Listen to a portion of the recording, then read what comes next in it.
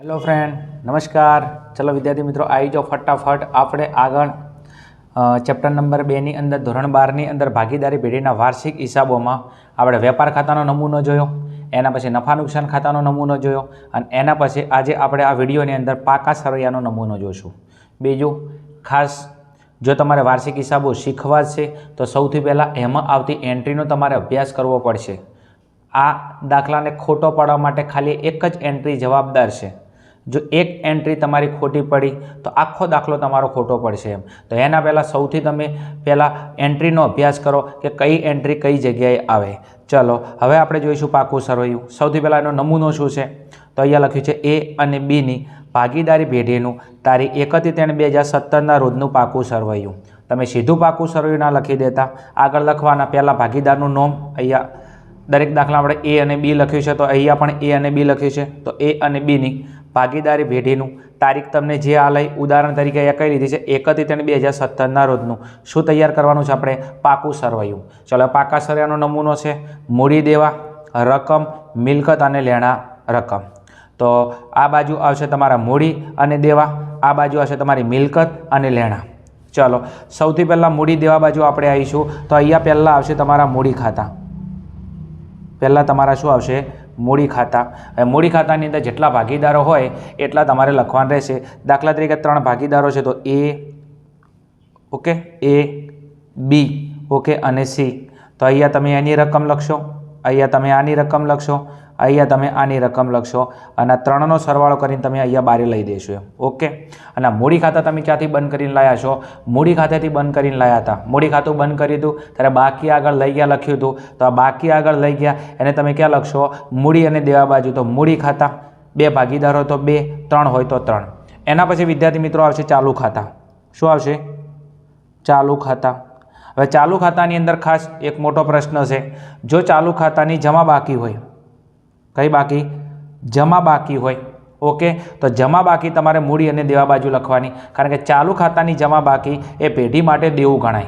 एनो मतलब एवो थाय के भागीदारना पैसा पेढीमां पड्या छे तो पेढी आ पैसा गमे त्याने भागीदारने चूकववा पड़शे तो चालू खातानी जमा बाकी पेढी माटे देवुं गणाय। दाखला तरीके ए अने बी भागीदारो छे तो अहींया लखी दीधुं ए अने बी।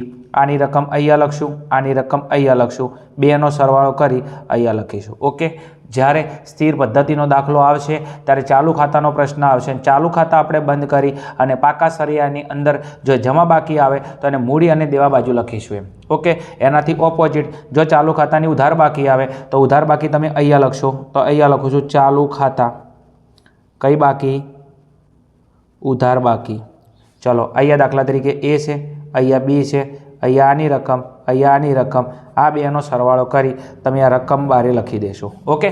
चलो એટલે આ મૂળ વાત થઈ ગઈ મૂડી ખાતાની અને ચાલુ ખાતાની। મૂડી ખાતા હંમેશા અહીંયા આવે પણ ચાલુ ખાતામાં તમારે બાકી ધ્યાન રાખવાની। જમા બાકી આવે તો મૂડી દેવા બાજુ લખજો અને જો ઉધાર બાકી આવે તો મિલકત અને લેણા બાજુ લખશો ઓકે। અને આમે મિલકતની કઈ બાકી હોય? ઉધાર બાકી હોય તો આ મિલકત ગણાય અને દેવાની કઈ બાકી હોય? જમા બાકી તો આ શું ગણાય? દેવું ગણાય ઓકે। चलो આગળ હવે ખાસ વસ્તુ તમારે મિલકત લેણા બાજુ અને મૂડી અને દેવા બાજુ। तो मूडी अने देवा बाजू ओके 2 प्रकारना तमारा देवा आवशे। मूडी पट्टी जेवा देवा, देवा 2 प्रकारना आवशे, एक बिन चालू देवा अने एक चालू देवा। मिलकत लेणा बाजू मिलकतो 2 प्रकारनी आवशे, एक आवशे तमारी कई? चालू मिलकतो अने एक आवशे तमारी बिन चालू मिलकतो ओके। तो अहींया पहेला लखुं छुं बिन चालू मिलकतो, कई? बिन चालू मिलकतो ओके।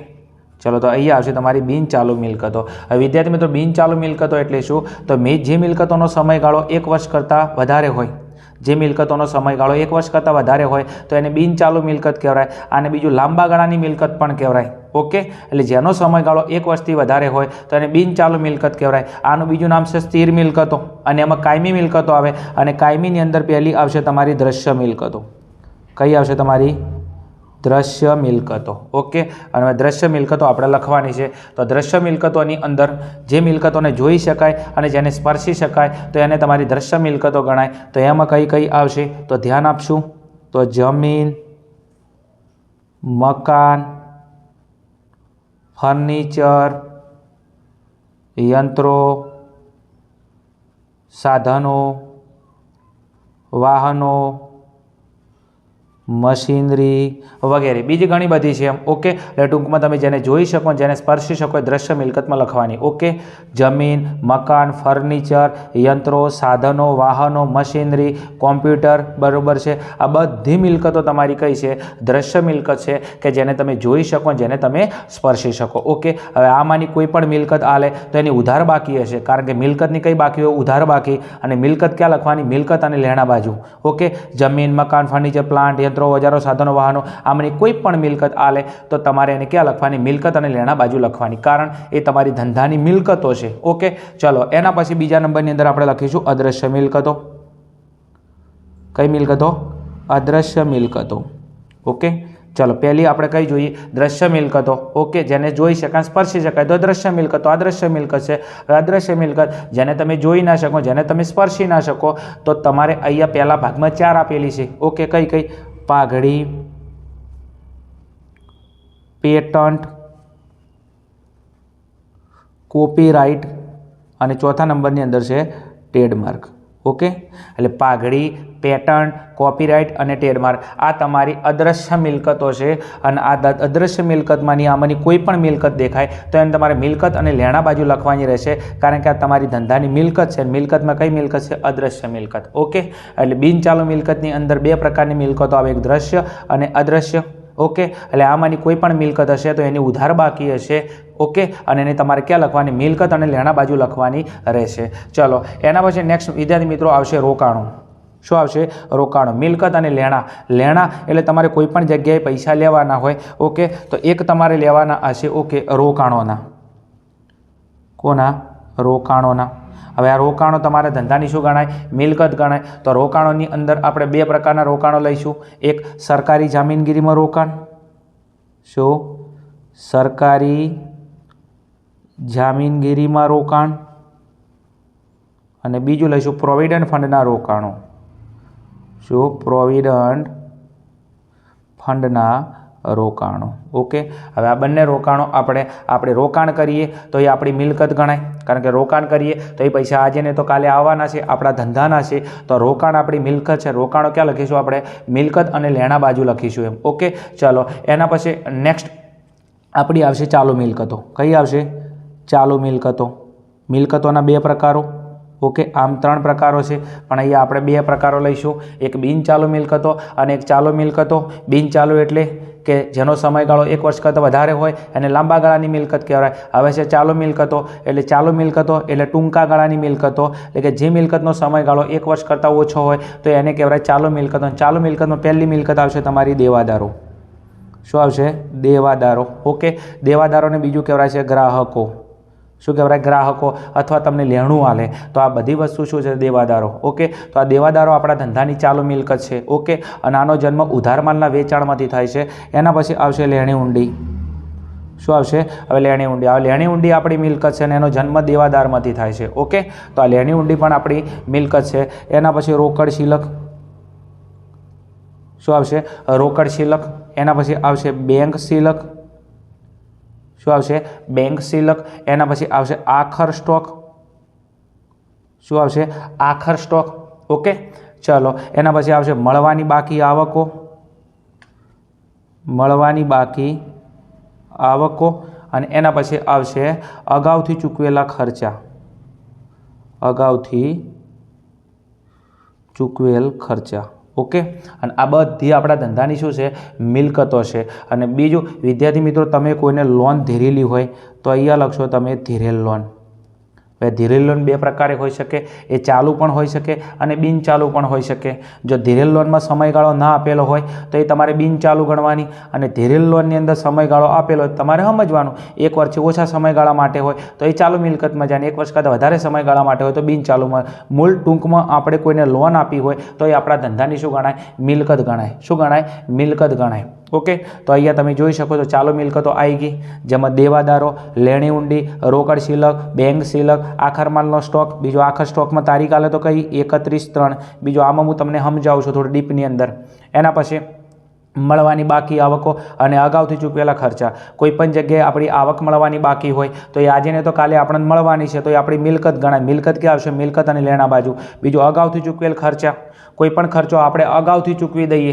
ઓકે, દાખલા તરીકે અગાઉથી ચૂકવેલ વીમા પ્રીમિયમ, અગાઉથી ચૂકવેલ ઓફિસ ખર્ચ, ઓકે, અગાઉથી ચૂકવેલ પગાર, ઓકે, અગાઉથી ચૂકવેલ કમિશન. કોઈપણ ખર્ચો તમે અગાઉથી ચૂકવો તો એ તમારે આવતા વર્ષે ચૂકવવો નહીં પડે, તો ચાલુ વર્ષે તમારી મિલકત ગણાય. મિલકત ક્યાં આવે? મિલકત અને લેણા બાજુ. આ બંને વસ્તુ ખાસ ધ્યાન રાખજો, કારણ કે તમને આનો હવાલો આવશે ને આવશે 110%. એના પછી ધીરેલ લોન.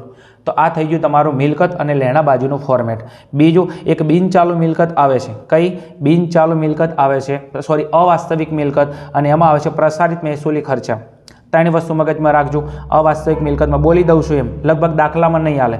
પ્રસારિત મહેસૂલી ખર્ચા અથવા મુલતવી રાખેલા મહેસૂલી ખર્ચા, સંશોધન અને વિકાસ ખર્ચ અને જાહેરાત ઝુંબેશ ખર્ચ. આ તમારા ધંધાની અવાસ્તવિક મિલકતો છે, અને ક્યાં લખવાની? મિલકત અને લેણા બાજુ. ચલો હવે તમે એકવાર અહીંયા જોઈ શકો છો કે આપણે મિલકત લેણા બાજુ શું લખ્યું.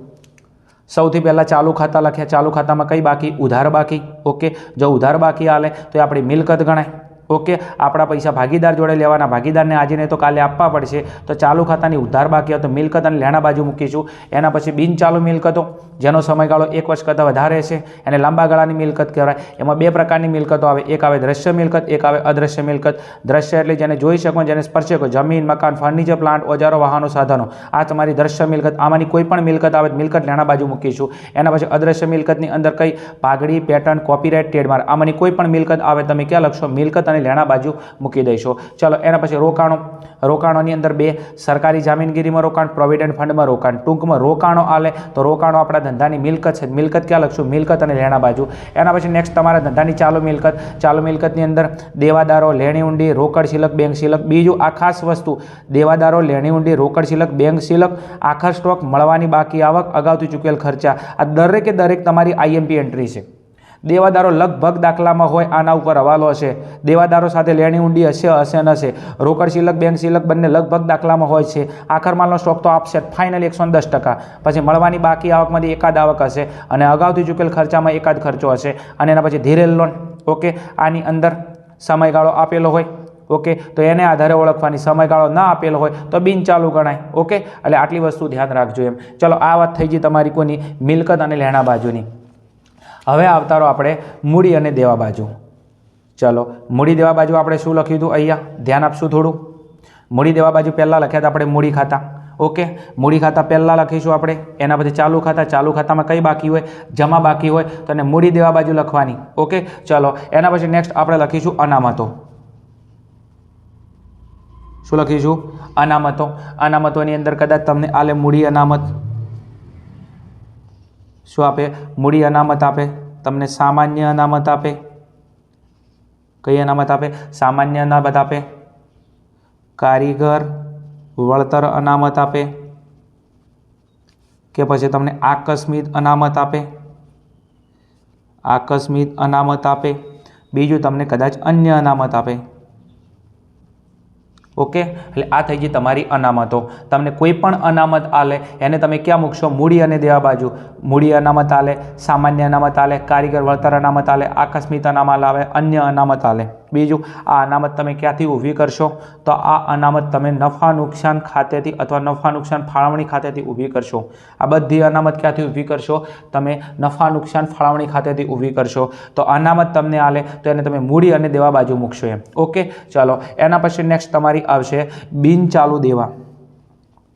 શું આવશે? બિનચાલુ દેવા. મિલકતોના બે પ્રકાર હતા: બિનચાલુ મિલકતો અને ચાલુ મિલકતો. તો દેવાના બે પ્રકારો છે: બિનચાલુ દેવા અને બીજા ચાલુ દેવા. બિનચાલુ દેવા એટલે જેનો સમયગાળો 1 વર્ષ કરતાં વધારે હોય. જે દેવું તમારે 1 વર્ષ પછી ચૂકવવાનું હોય, જે દેવાનો ચૂકવવાનો સમયગાળો 1 વર્ષથી વધારે હોય, તો એને કહેવાય બિનચાલુ દેવા. બિનચાલુ દેવા એટલે 1 વર્ષથી વધુ સમયગાળો હોય. બીજું એને કહેવાય છે લાંબા ગાળાના દેવા. લાંબો ગાળો એટલે 1 વર્ષ કરતાં વધારે. હવે આની અંદર શું શું હશે? ઓકે, તો એની અંદર સૌથી પહેલાં હશે ભાગીદારની લોન. શું હશે? ભાગીદારની લોન. તમને ખબર છે કે આપણે પૈસાની જરૂર પડી હતી તો આપણે કોકની જોડેથી લોન લીધી. કોની જોડેથી? ભાગીદારની લોન. આઈએમપી વિકલ્પ છે. ઓકે, આના ઉપર કંઈક 6%નું કંઈક વગેરે વગેરે આવતું હતું એમ. તો પહેલો ભાગીદારની લોન. આ લોન આપણા માટે દેવું ગણાય. અને કયું દેવું? બિનચાલુ દેવું ગણાય છે. એના પછી મિત્ર પાસેથી લીધેલી લોન. મિત્ર પાસેથી લોન, તમે કોઈ મિત્ર પાસેથી લોન લો તો એ પણ તમારા ધંધાનું બિન ચાલુ દેવું ગણાય, કારણ કે આ લોન તમારે ગમે ત્યારે પાછી આપવી પડશે તો દેવું ગણાય. દેવું ક્યાં આવે? મૂડી અને દેવા બાજુ આવશે. એના પછી નેક્સ્ટ આવશે બેંકની લોન. તમે કોઈ બેંક પાસેથી લોન લો, ઓકે, તો બેંક પાસેથી લોન લો તો આ લોનનો સમયગાળો 1 વર્ષ કરતાં વધારે હશે અને બેંક લોન આજે ને તો કાલે આપણે ચૂકવવું પડશે તો દેવું ગણાય. દેવું ક્યાં આવશે? મૂડી અને દેવા બાજુ આવશે. એના પછી આવશે અન્ય નાણાકીય સંસ્થાની લોન. અન્ય નાણાકીય સંસ્થાની લોન. તમે બીજું કોઈ પણ અન્ય નાણાકીય સંસ્થા પાસેથી લોન લીધી હોય તો આ પણ ક્યાં આવશે? મૂડી અને દેવા બાજુ આવશે. બીજું તમે લોનમાં 4 પ્રકારની લોન: ભાગીદારની લોન, મિત્ર પાસેથી લીધેલી લોન, બેંક પાસે લીધેલી લોન, અન્ય નાણાકીય સંસ્થા પાસેથી લીધેલી લોન. હવે તમે કોઈ પણ લોન લઈએ તો એ દેવું ગણાય. દેવું ક્યાં આવે? મૂડી અને દેવા બાજુ આવશે. અને આ બધાનો સમયગાળો 1 વર્ષ કરતાં વધારે છે એટલા માટે શેમ જશે? બિન ચાલુ દેવાની અંદર જશે. ચલો, એના પછી બિન ચાલુ દેવા પછી આવશે ચાલુ દેવા. કયા આવશે? ચાલુ દેવા. હવે મિલકતોના 2 પ્રકાર હતા: બિન ચાલુ મિલકતો અને ચાલુ મિલકતો. તો દેવાના 2 પ્રકાર: બિન ચાલુ દેવા અને ચાલુ દેવા. જે દેવાનો સમયગાળો 1 વર્ષ કરતાં વધારે હોય, જે દેવું 1 વર્ષ પછી ચૂકવવાનું હોય એને કહેવાય બિન ચાલુ દેવું. અને ચાલુ દેવું, જે દેવા ચૂકવવાનો સમયગાળો 1 વર્ષ કરતાં ઓછો હોય, જે દેવું તમારે 1 વર્ષની અંદર ચૂકવવું પડે તો એને કહેવાય ચાલુ દેવું. હવે ચાલુ દેવાની અંદર કયા આવશે? તો મુખ્ય, અહીંયા તમે ખાલી ધ્યાન આપશો ને તો તમને આવડી જશે. તમે જુઓ અહીંયા ચાલુ મિલકતની અંદર તમે 2 મિલકત લખી: દેવાદારો અને લેણી ઊંડી. ઓકે, તો ચાલુ દેવાની અંદર 2 દેવા તમે લખશો: લેણદારો અને દેવી ઊંડી. શું લખશો? લેણદારો અને દેવી ઊંડી. ઓકે, દેવાદારો અને લેણી ઊંડી ચાલુ મિલકત છે, જ્યારે લેણદારો અને દેવી ઊંડી ચાલુ દેવું છે. દેવાદારોમાંથી લેણી ઊંડીનો જન્મ થાય અને લેણદારોમાંથી દેવી ઊંડીનો જન્મ થાય. ટૂંકમાં ઓકે, દેવાદારના નીચે લેણી ઊંડી આવે, લેણદારના નીચે દેવી ઊંડી આવે. ઓકે, આ બંને મિલકતો છે, આ બંને દેવા છે, આ બંને ચાલુ મિલકત છે, આ બંને ચાલુ દેવા છે. આગળ એના પછી નેક્સ્ટ બેંક ઓવરડ્રાફ્ટ તમને આલે. શું આલે? બેંક ઓવરડ્રાફ્ટ તમને આલે. તો આ બેંક ઓવરડ્રાફ્ટ એ આપણા ધંધાનું દેવું છે. ઓકે, કારણ બેંકમાંથી તમે વધારાનો જે ઉપાડ કરેલો છે આ બેંક ઓવરડ્રાફ્ટ ઉપર તમારે વ્યાજ પણ ચૂકવવું પડશે તો આ તમારું દેવું ગણાય છે. ઓકે, એના પછી આવશે પ્રોવિડન્ટ ફંડ. શું આવશે? Provident fund. તો પ્રોવિડન્ટ ફંડ પણ તમારા ધંધાનું ચાલુ દેવું છે. ઓકે, તો પ્રોવિડન્ટ ફંડ આપશે એને ક્યાં મૂકીશું? આપણે મૂડી અને દેવા બાજુ મૂકીશું એમ. એના પછી નેક્સ્ટ કરવેરાની જોગવાઈ આપશે. શું આપે? કરવેરાની જોગવાઈ આવે. કોઈ પણ તમને જોગવાઈ આલે તો આ જોગવાઈ એ તમારા ક્યાં? મૂડી અને દેવા બાજુ આવશે. ઓકે, તો તમને કરવેરાની જોગવાઈ આલે તો એ પણ તમે ક્યાં મૂકશો? ચાલુ મૂડી અને દેવા બાજુ, અને એમાં ચાલુ દેવાના નીચે મૂકશો એમ. એના પછી 2 મુખ્ય: ચૂકવવાના બાકી ખર્ચા. ચૂકવવાના બાકી ખર્ચા. ઓકે, અને બીજું અગાઉથી મળેલી આવકો. અગાઉથી મળેલી આવકો. વિદ્યાર્થી મિત્રો, આ બંને ખાસ વસ્તુ તમારે તૈયાર કરવાનું રહેશે: ચૂકવવાના બાકી ખર્ચા અને અગાઉથી મળેલી આવકો. કોઈ પણ ખર્ચો તમારે ચૂકવવાનો બાકી હોય તો એ તમારા ધંધાનું દેવું ગણાય. દેવું ક્યાં લખશો? તમે મૂડી અને દેવા બાજુ લખશો. પગાર ચૂકવવાનો બાકી હોય, મજૂરી ચૂકવવાની બાકી હોય, દલાલી ચૂકવવાનું બાકી હોય, ઓફિસ કર ચૂકવવાનો બાકી હોય, કમિશન ચૂકવવાનું બાકી હોય. ઓકે, વટાવ ચૂકવવા, દાખલા કોઈ પણ દાખલા તરીકે તમારે ખર્ચો ચૂકવવાનો બાકી હોય તો આ તમારું દેવું ગણાય. દેવું ક્યાં આવે? મૂડી અને દેવા બાજુ આવે. બીજું, અગાઉથી તમને કોઈ આવક મળી હોય. શું? અગાઉથી તમને કોઈ આવક મળી હોય. જો મળવાની બાકી આવક આવે તો મિલકત ગણાય, અને કોઈ આવક અગાઉથી મળેલી હોય. હવે અગાઉથી આવક મળે, ઓકે, તો એ આપણું જોખમ કહેવાય, એ આપણું દેવું કહેવાય. હું એમ કહું દાખલા તરીકે કે આપણને કમિશનના મળવાના હતા 5000 રૂપિયા અને કમિશનના આપણે 10000 રૂપિયા મળી જાય તો કમિશન કેટલું અગાઉથી મળી ગયું? 5000 રૂપિયા. આ 5000 અગાઉથી કમિશન મળી ગયું તો આજે ને તો કાલે પાછું પણ આપવું પડે, તો એ પાછું આપવું પડે તો આપણું દેવું ગણાય. દેવું કે આવે? મૂડી અને દેવા બાજુ. તો ચૂકવવાના બાકી ખર્ચા અને અગાઉથી મળેલી આવકો, આ તમારું શું ગણાય? દેવું. અને દેવું ક્યાં આવશે? મૂડી અને દેવા બાજુ. અને બીજું લોનનું વ્યાજ. શું આવશે? લોનનું વ્યાજ. કોઈ પણ તમારે લોનનું વ્યાજ ચૂકવવું પડે તો એ પણ તમારા ધંધાનું શું છે? દેવું છે. હવે લોનની અંદર આપણે અલગ અલગ લોન લીધી હતી. ભાગીદારના લોનનું વ્યાજ, બરાબર છે, લીધેલી લોનનું વ્યાજ. ઓકે, બીજું બેંક પાસેથી લીધેલી લોનનું વ્યાજ. એટલે કોઈ પણ લોનનું વ્યાજ આલે, ઓકે, તો એ તમારું મૂડી અને દેવા બાજુ આવશે. અને એમાં ખાસ ભાગીદારના લોનનું વ્યાજ ખાસ મગજમાં રાખજો એમ. શું? ભાગીદારના લોનનું વ્યાજ. ઓકે, ચલો હવે આ થઈ ગઈ આપણા પાકા સળિયા વિશેની વાત. ટૂંકની અંદર જોવું હોય, બરાબર છે. તો અહીંયા ધ્યાન આપશું એક વખત ખાલી. પાકા સળિયાની બે બાજુ મૂડી, દેવા, મિલકત અને લેણા. મૂડી ખાતા પહેલાં આવશે, એના પછી ચાલુ ખાતાની જમા બાકી, મૂડી દેવા બાજુ, ચાલુ ખાતાની ઉધાર બાકી, મિલકત અને લેણા બાજુ.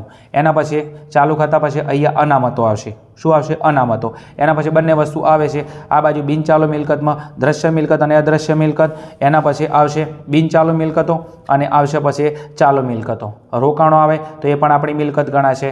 અને આ બાજુની અંદર આવશે એક તમારા બિનચાલુ દેવા અને એક આવશે તમારા ચાલુ દેવા. આ બાજુ બિનચાલુ મિલકત, ચાલુ મિલકત, આ બાજુ બિનચાલુ દેવા, ચાલુ દેવા. ઓકે. બીજું આ બાજુ અનામત આવે છે અને આ બાજુ અનામત આવે છે અને આ બાજુ રોકાણો આવે છે. ઓકે. તો આ થઈ ગયો તમારો પાકા સરવૈયાનો નમૂનો. એમ બીજું થોડી તકલીફ પડશે, હું સમજી શકું છું, પણ ધીમે ધીમે ધીમે ધીમે તમે પ્રેક્ટિસ કરશો. ઓકે. દાખલા જેમ જેમ સોલ્વ કરશો એમ 100% તમને આવડી જશે. બીજું આટલી બધી એન્ટ્રી તમારા દાખલાની અંદર નથી આવવાની.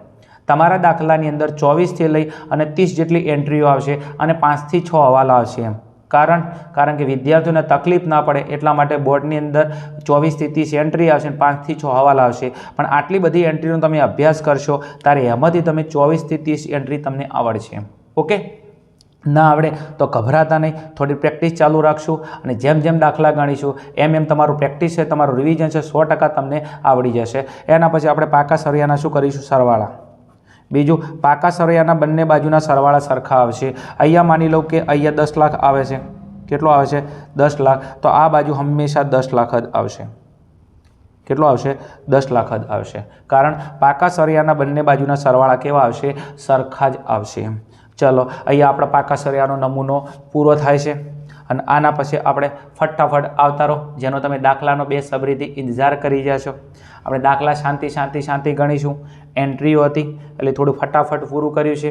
થોડું રિવિઝન ચાલુ રાખજો, એન્ટ્રીઓ થોડી શીખજો, થોડી લખજો તો આવડશે. ઓકે. ચલો, હવે આગળની માહિતી માટે આગળના વિડીયોની અંદર, ત્યાં સુધી જોતા રહો અમારી channel Aryan classes. Okay. Thank you. જય હિન્દ, જય ભારત, તથાસ્તુ.